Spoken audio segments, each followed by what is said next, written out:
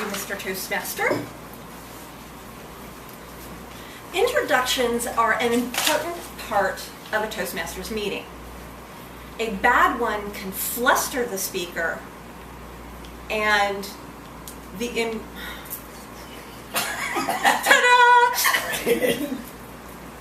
You're showing us how not to do it. That's it. Do as I say, not as I do. A bad one can fluster the speaker or set expectations that the presenter had no intention of filling.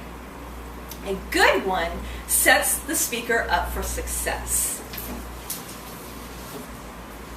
Why is it important to have a good introduction? One, it enhances the presentation by setting up the following: a smooth transition from one portion of the meeting to another. For example, my intro that Andrew so well did informed you of the type of presentation I'd be giving. Two, it sets the audience's mindset. It helps the audience know what to expect from the speech and whether the presenter is the right person to be making that presentation. For example, in my introduction, I had Andrew talk about it was the Better Speakers series and what the purpose of this series is. The introduction also establishes authority. It lets you know the speaker's expertise about talking about this topic. Again, with my intro, I had Andrew talk about how I've been in public speaking for a very long time. The general essentials of an introduction are this: they should be brief, they should be well planned. And there are three key things that you need to do and to include in your introduction. The obvious one is the speaker's name. The speaker shouldn't come up here and have to say, "Hello, my name is Carma Spence," because you didn't know that before. The introducer should be mentioning that.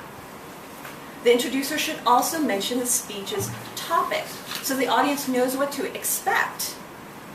Now, another note on the speaker's name: make sure you pronounce that name correctly. If you need to talk with the person beforehand, make sure you're pronouncing it correctly. Write it down phonetically, because especially in Speak Out, because we have people from all over the world with very interesting names. Some of them can be a little tricky if you haven't said them before. Make sure you've got that down before you get up to introduce.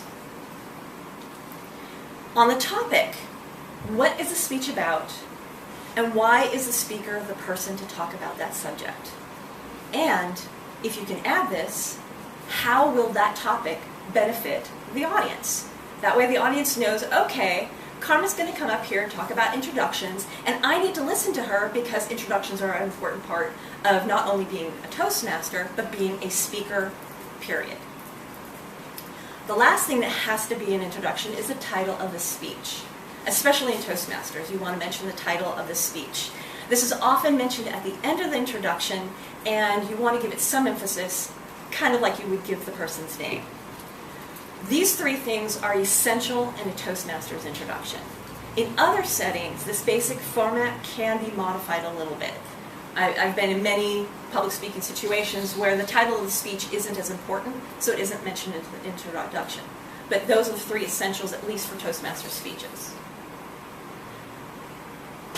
There are also special considerations for Toastmasters introductions. These are three things that should be included in all Toastmasters introduction in addition to the three I just mentioned. One is the speech assignment. For example, in my introduction, the speech assignment was one of the presentations from the speaker's series. Most of our speeches up here are manual speeches, so you're going to say, this is from the Competent Communicator Manual, it's speech number 6, which is whatever speech number 6 is. You want to include that assignment, title, and number. It is also a good idea for a Toastmasters introduction to include the main objections from the manual. You usually find this when you, at the first page of that particular assignment, there's a little, 1 or 2 sentences thing that says, the main purpose of this speech is. Include that in your introduction. Optional, you can also include that particular speaker's personal objectives for that presentation. You also, for a Toastmaster speech, want to state the timing. For example, I had Andrew let you all know that this presentation is 10 to 15 minutes long. That helps set the expectation, but it also lets our timer know when the green light, yellow light, and red light should be on. Now that said, the speaker should have talked to the timer ahead of time, but it's always nice to have a little bit of reinforcement. Introductions are meant to create a friendly environment for the speaker and build anticipation in the audience. Often the speaker will give the introducer a bio and say, draft something from this. And that's okay in a lot of circumstances.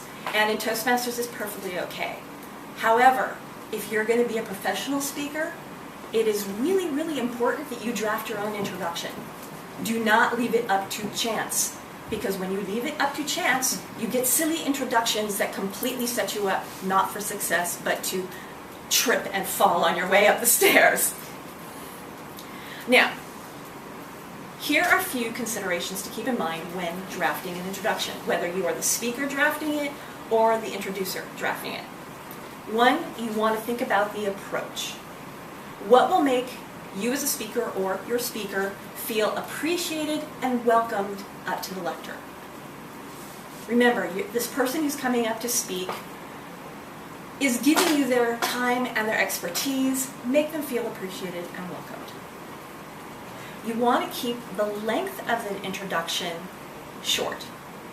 Keep intros to about 45 seconds or less for most Toastmaster manual speeches.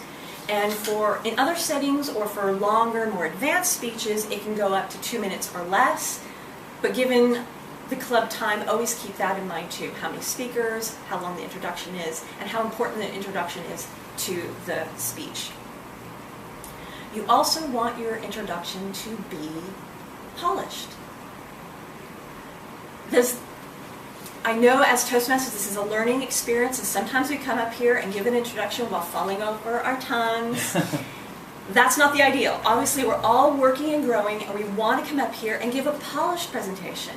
So practicing your introductions, that's one of the things that Toastmasters gives you the opportunity to do. Practice the art of introducing. So you want that delivery to be polished, and that helps set the tone and welcome the speaker. And the final thing to think of is clarification. Always check with the speaker before you give the introduction so you don't surprise them. You don't introduce something that's going to embarrass them, or maybe even promise something that their speech is going to give when their speech wasn't going to give that at all. Another key thing that an introducer needs to do is practice restraint. What do I mean by this? I mean when you're giving the introduction, you need to be highlighting the speaker. The introduction is not about you, the introducer. It is about the speaker who's about to speak. So if you're going to include personal experiences about that speaker, it better be more about that speaker and setting up that speaker for success than, gee, I just really had this cool moment with this speaker and I think they're spiffy. Also, don't give spoilers. If the speaker is going to be doing something that might be new or surprising, don't give it away. Don't steal the speaker's thunder. Another thing, be discreet. For example, if you like sexting, you might not want to introduce that to the whole club unless you've already asked your sexting partner.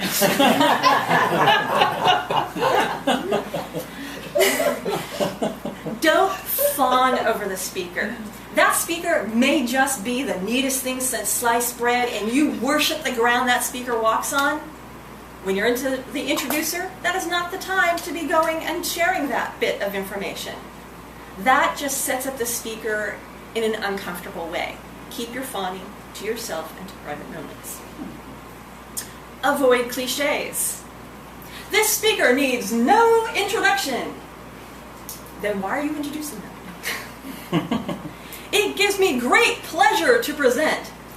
Honestly, does it really give you great pleasure to present? I mean, you may be pleased to present, but that's kind of overkill. And another cliche that so many people do is, without further ado, there's no need to be filling up your introduction time with these cliches. And last but not least, avoid false anticipation. Unless the speaker is supposed to be a mystery, mention their name early on in the presentation, in the introduction. You don't have to save it to the last. For example, in the introduction I wrote for Andrew to give me, he mentions my name fairly early, and then again, and then finally at the end. Now, the introduction is also the speaker's responsibility.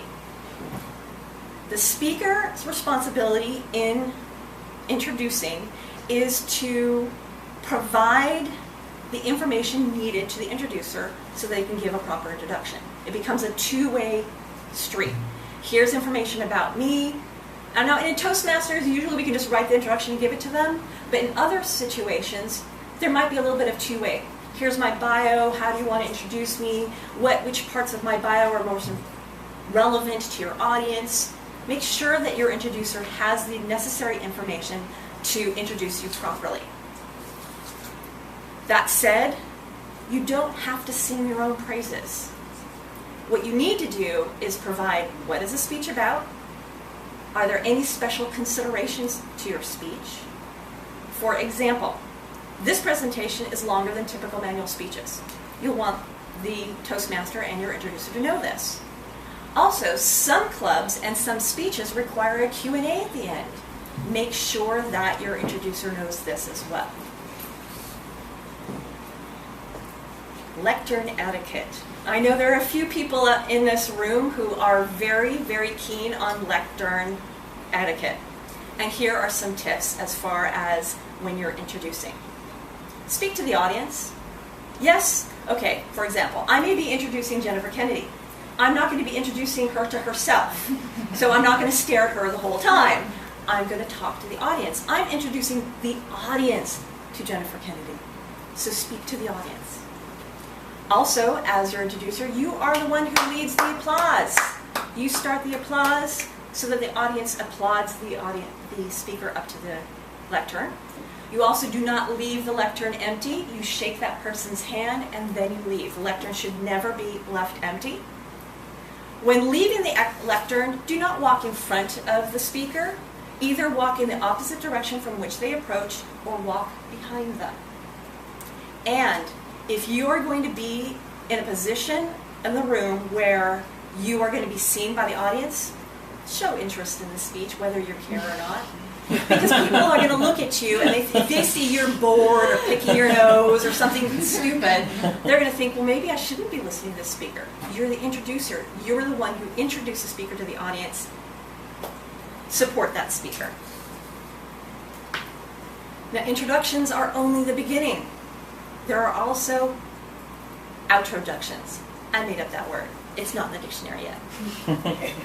At the end of the speech, again, the speaker should not leave the lectern until their introducer comes back, shake hands, and leave. So part of the responsibility of the introducer is to get up here quick enough so that the speaker isn't just standing here going.